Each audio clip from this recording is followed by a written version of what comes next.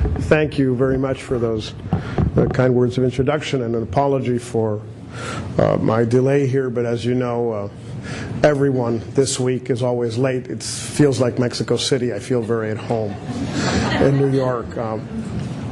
What I wanted to do very rapidly is to share with you some views on how our new president is doing. I'm sure many of you thought that he perhaps would be with us today. It's not the case, but I certainly would not like to fill his shoes, but I would like to give you some sense of how I think he's doing in several areas, and also specifically to deal with the issue of U.S.-Mexican relations and how I see it as this relationship moves forward in the future. As you know, a little bit more than a year and a half ago, we had a very contested election in Mexico, and we're not used to these things. We're either used to elections. We had one election relatively recently by historical standards in 1976, where there was only one candidate. He got 96% of the vote, but some people suggested that there could be a runoff, and that he could have gotten 108% of the vote. We don't do that anymore, and we have now essentially free and fair elections. We had a free and fair election in the year 2000, and Vicente Fox won by 7% of the vote. And we had a free and fair election in 2006, and Felipe Calderón won by 0.5% of a vote. That's the way elections are, and they are disputed, and sometimes the losers aren't very happy with the results, and sometimes the winners would have liked to have won by a broader margin, and sometimes there are lengthy disputes about who actually won. You may be familiar with that. But in any case, the fact is Felipe Calderón won last year, and after a very complicated, protracted process of certifying the election and dealing with protests and dealing with an issue of a recount, he was sworn in on December 1st under very difficult and adverse circumstances, and has now been in office for 9 months. It will be a year on December 1st. I think the first point I'd like to emphasize is that he has consolidated himself in power. We have a president of Mexico who today is the president of Mexico. There is no discussion in Mexico about who the president is. There are a few people who refuse to acknowledge that, but that's a different issue. Everyone understands and accepts and knows that he is in charge, he is the president. And the way things looked a year ago, this is not self-evident. So I think we've made huge progress in that sense, and I think it's very important that we all realize what a significant achievement this is for President Calderón and for his team. I think it's also very important to realize that he has proved in office during these first 9 months to be effective as president. Not only has he been able to sit in the chair, as we say in Mexico, sentarse en la silla, but in addition he has sat deftly, comfortably, effectively. And he has gotten many things done during this first year, 10 months, which many people would not have expected or believed, given the way in which he got to the presidency with such a bare margin of victory, and also given the protests that existed. That said, it would be naive of anyone, including myself, and not totally intellectually honest, not to mention the fact that he has paid a high price to get there and to be able to govern with certain effectiveness over these first 9 months. And that high price has been an alliance, a very strong, formal, and up to now, I would say even loyal alliance with the absolute worst there is in Mexican politics. It's not just the PRI, it's the worst part of the PRI. People I wouldn't have dinner with. Although some of them are my friends, but I don't have dinner with them. I have lunch or breakfast, but not dinner. They really are terrible, terrible folks. And he has had to make a deal with these terrible folks in order to govern. And that has a price, a very high price. Because they do not do these things for free. They don't believe in free lunches, breakfast, dinners, snacks, whatever. Nothing is free with the PRI. It's an old slogan, campaign slogan. They really are not nice. And the price President Calderón has had to pay to become president and to govern during these months with them is a high price. I wouldn't want to get into too many details of that. There'll be a chance perhaps in the quick Q&A period, but I would mention one. In order to achieve, I would consider very, very, very modest tax reform, which in my opinion was not entirely worth it. But let's say one considers it was worth it. 1 point of GDP. You can get as much by another $5 a barrel of oil. And I'm sure Chavez would accommodate us on that. President Calderón had to accept to fire or to have thrown out the Electoral Council of the IFE and its president, who certified the cleanliness and fairness of his election. That is generally not a good idea. In other words, if the guys who said you won are fired a year later, well, some people might actually think maybe you didn't win. Because why are you firing them? Well, because they're incompetent, they're corrupt, they're dishonest, they didn't do a good job. Maybe. And so did you win? If the guys who said you won are lousy, incompetent, and corrupt, you have a problem. And that was the price to pay to get tax reform worth 1 point of GDP. It's an arguable proposition. And I think in general terms, President Calderón finds himself in a very difficult situation.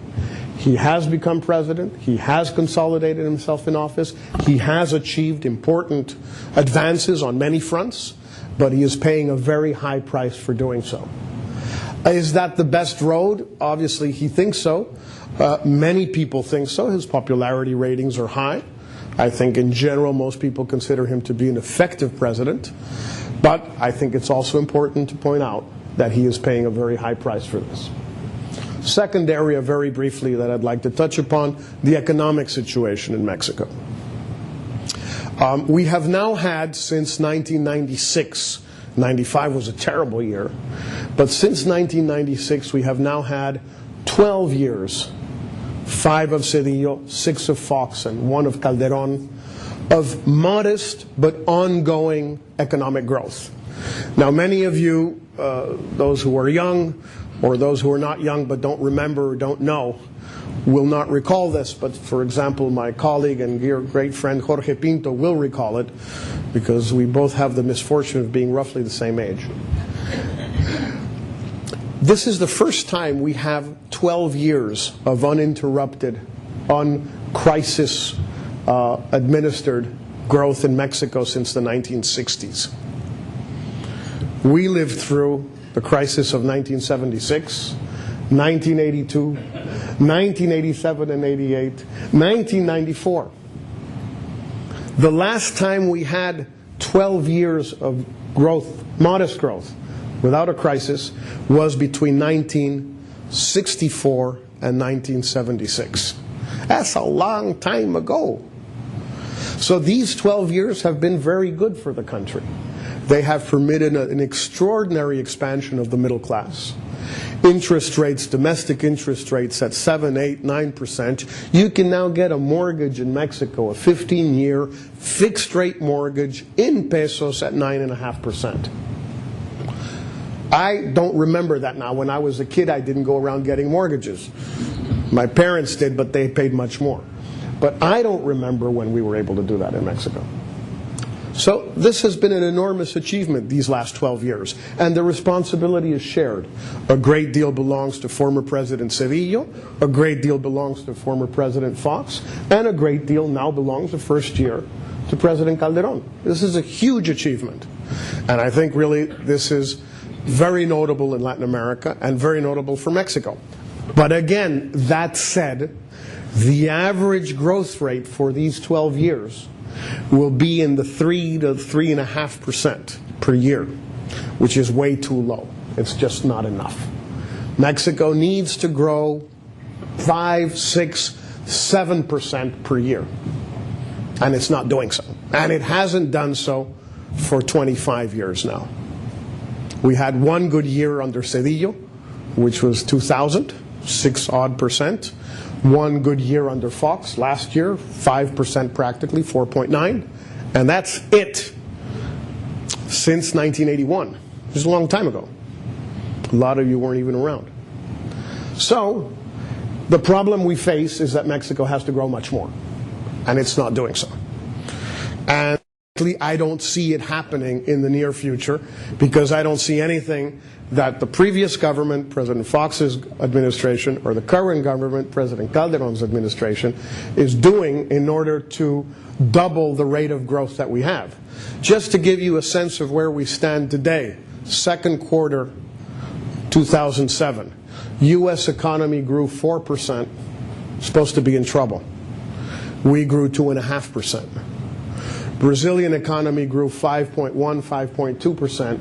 We grew 2.5%. And this is the situation we're going through. So it is a real issue. We have had 12 years, unequaled years, in recent Mexican history. Mexico is a country today that would be unrecognizable for many of us from the 60s and 70s.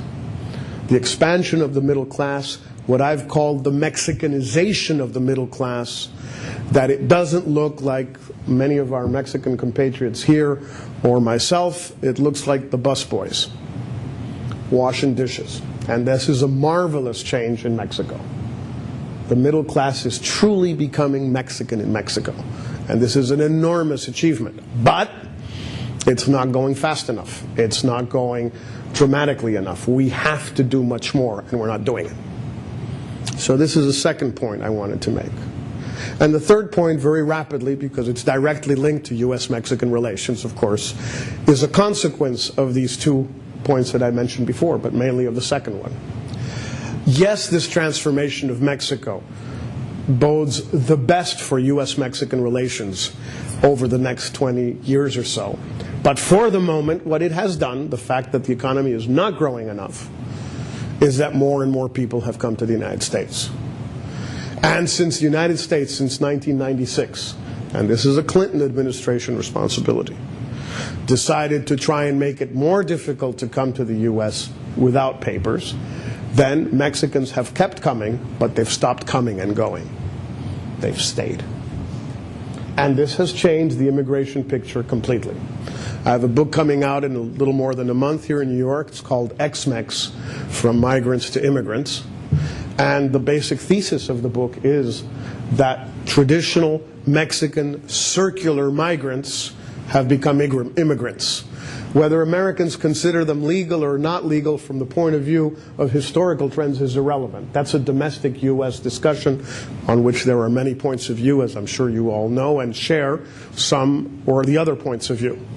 But what has happened is that more people have come and they're staying in the United States. So there are today 6 to 7 million Mexicans in the United States without papers. There are another 6 to 7 million Mexicans with papers. And there are 350 to 400,000 Mexicans coming to the United States every year without papers. And they will continue to come for the next 10 years at least, regardless of what happens in the U.S. or in Mexico. And this is, of course, a huge problem for both our countries, because the United States prides itself, not necessarily accurately, but prides itself on being a country of laws, where laws are respected. I just went to see the other day the Toots Shor documentary. It's a great film, by the way, if you have a chance to see it. Strongly recommend it. But it starts, of course, with prohibition, which for a country or a nation of laws was a complicated period, I'm told. In other words, you had a law that was enforced for 15 years and that no one respected. Sounds like immigration. And I also understand that once they realized that it didn't work, I've heard that they repealed it. I've noticed that they've repealed it, though not here from what I can see. This is a problem. The United States immigration policy is a huge issue for Mexico, and it's a huge issue for the United States. Many of you will say, well, why is it a huge issue for Mexico? This is a U.S. domestic policy issue. Why in the world should we be talking or negotiating this with Mexico? Well, again, perhaps a historical perspective in conclusion is useful. The United States negotiated in 1907 what came to be known as the Gentleman's Agreement with Japan, whereby there would be no further Japanese immigration to the United States. It was opened up again after 1920, but between 1907 and 1920, that agreement was in place. That is, more than a century ago, or exactly a century ago, the United States negotiated its immigration policy with Japan. Then, as I'm sure many of you know, between 1942 and 1964, the United States had the Bracero Agreement with Mexico, which lasted 22 years, which was an agreement between two countries. That's why it's called an agreement. If it was domestic U.S. unilateral policy, it wouldn't be called an agreement. And some people think it was terrible, and other people think it was okay, and other people think it was very good for one country or the other or both. But the fact is, it existed. But most interestingly, though maybe you're not all familiar with this, the United States, as we speak, has a standing immigration agreement with another country that it began negotiating in the 1960s and has renegotiated on many occasions.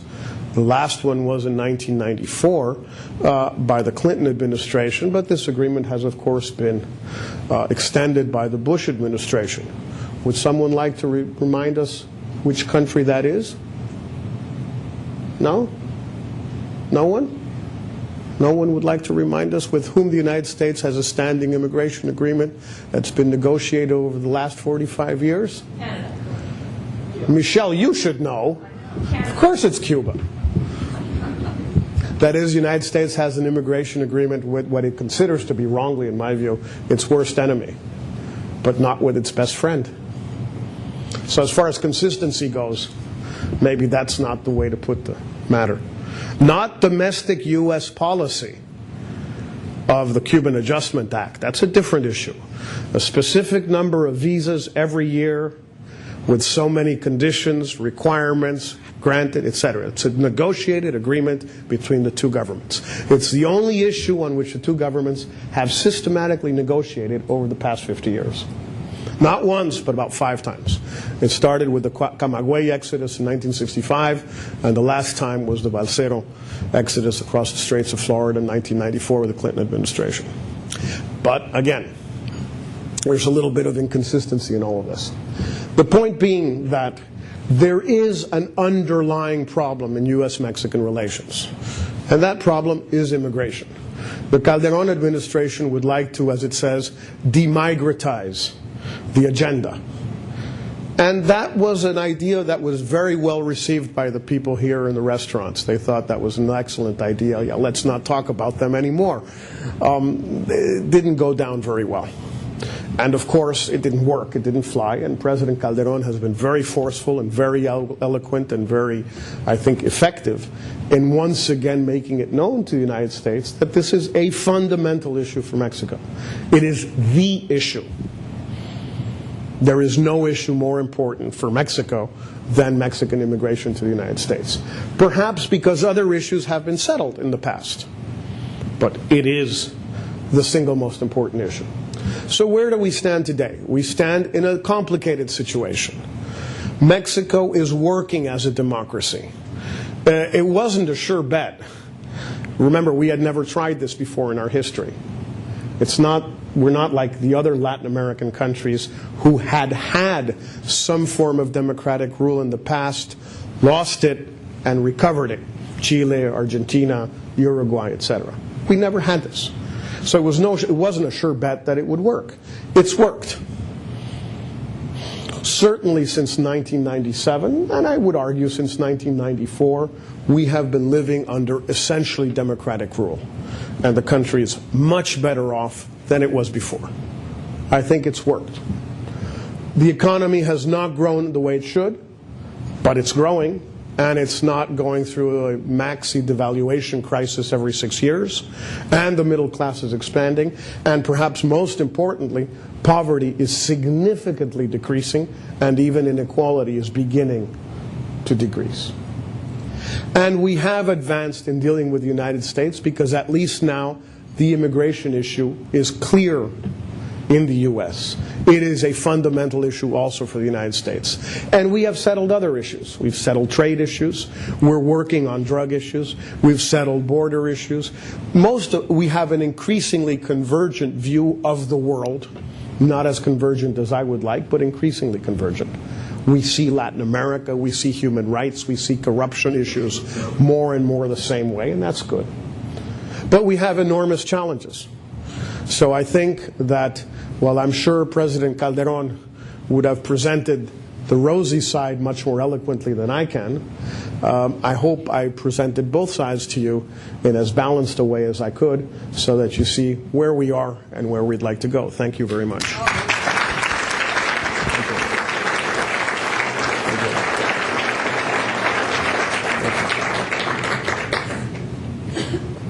And you'll tell me how much time we have. We probably have time for one or two questions. Maybe you answered all of our questions. Any questions, sir? Can you comment a little bit more about the current security or insecurity in Mexico and how that relates to trying to fight the drug war in Mexico? Well, I think there's two different issues involved. One is the general question of law and order in Mexico, where there is a real problem. But it's a problem that goes back several years and that we have really not advanced a whole lot either at a federal level or a city or state level in fixing. And this does not generally have to do so much with drugs. It's just a general breakdown of law and order, of holdups, kidnappings, absence of the rule of law. And this is a very serious central issue in Mexico which affects really everyone in the country, the huge majority of the population, one way or another. That's one issue. The other issue is the drug-related violence and insecurity, which is a different issue, which does not affect everybody in the country by a long shot, but which is dangerous for the country's national security or whatever you'd like it. And there have been large improvements on this front on the one hand, and large regression, significant regression on the other hand. Each successive administration, particularly President Salinas, Cedillo, Fox, and now Calderón, have tried to address this question of drug enforcement in different ways. It's not that nobody noticed it before. You may remember the film Traffic, which came out about 7 or 8 years ago, and how the Mexican general or drug czar who was appointed, the general who was appointed drug czar by President Cedillo turned out to have been drug czar, but in the sense that he ran the cartels, not the anti-cartel forces. That was the beginning of the Army's involvement in fighting drugs. This is not new as an issue or as a solution. People have different points of view about President Calderón's strategy of bringing the Army into that fight much more dramatically than before, bringing the Army out into the streets, on the highways, in the neighborhoods. There are people who believe it's not ready for that mission. It's not its mission.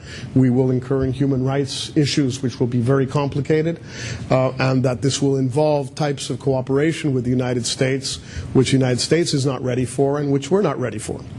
There are other people who believe that there's no option, that it's that or nothing.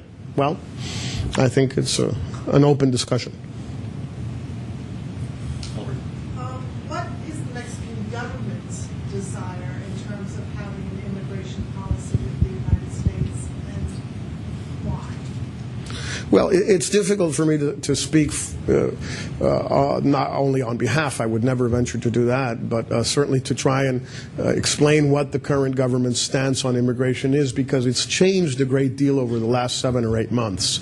The first stance was, let's take immigration off the agenda or bring it down in priority. Then the next, but that was really tactical, hoping that comprehensive immigration reform would go through in Washington. When it didn't go through, and a very tough policy by the Bush administration and the states and the cities has begun to make life miserable for Mexican immigrants in the United States, legal or otherwise, President Calderon has been forced to speak up. And he has spoken up, as I said, very eloquently. But it's a very different policy from de-emphasizing immigration. I'm not sure I know exactly what he wants. He has also said that he would like to concentrate on creating jobs in Mexico. And that's a very good idea. It's such a good idea that every Mexican president has had it roughly for the past century. This is not exactly rocket science. You know, what do we do so people don't come to the United States? We create jobs in Mexico. Yeah, sure. As if nobody had thought about it. You really wish that it wasn't an issue rather than Well, specific. I think that most people, ranging from Presidents Calderon and Fox in Mexico to President Bush and Senator Kennedy and Senator McCain in the United States, which is a pretty broad spectrum here. I mean, you know, it doesn't get a whole lot broader, would say that this issue has to be addressed by both countries and in the United States, and that there's not 1,000 ways of doing it. You have to legalize the people who are here. You want to call it amnesty. You don't want to call it amnesty. You want to do it slowly. You want to do it quickly. You want to do it overnight. You can do it any way you want. You have 12 million people who are here illegally, and the only thing you can do about them is to make them legal. You try and adapt the law to reality, not reality to the law. And if you try to adapt reality to the law, most likely it's not going to work. The second thing you have to do is what's going to happen in the future. Well, to try and establish what has been called a guest worker program or a temporary worker program, so those people who need jobs and those people who in the United States need that labor can get that labor for periods of time, 3 months, 6 months, a year, 1 year yes, 1 year no, in the United States, and then they go back to Mexico or elsewhere. Is this complicated? Yes, it's complicated. Difficult to administer? Yes, difficult to administer. Does anyone have any better ideas? Well, 2 countries thinking about this the last 7 or 8 years, the entire U.S. Congress, the entire Mexican Congress, haven't come up with better ideas. As a matter of fact, the rest of the world hasn't come up with better ideas either. Most European countries have one form or another of guest worker programs with the sending countries. They have not been perfect. There have been a lot of problems. The U.S. had a guest worker program with Mexico for 22 years, from 1942 to 1964. It was not ideal, but nobody's come up with a better idea. If the better idea is to pay Americans what wages that they would accept to do the work that Mexicans do, fine. But you got to find the Americans who would still want to wash dishes even for $20 an hour. And then you got to decide how much you're going to pay in the restaurant, not the guys who wash the dishes, but the chef and the waiters and the maître d'. Because I don't know a lot of maître d'hôtel who will work for less than the dishwasher. Maybe there are some, but I don't know them. Thank you very, very much.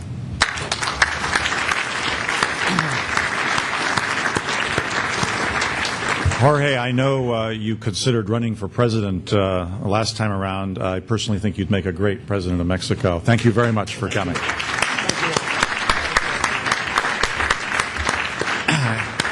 And let me remind you that at 5:30 we have Sergei Lavrov, the Russian Federation foreign minister, right here in this room. Thank you.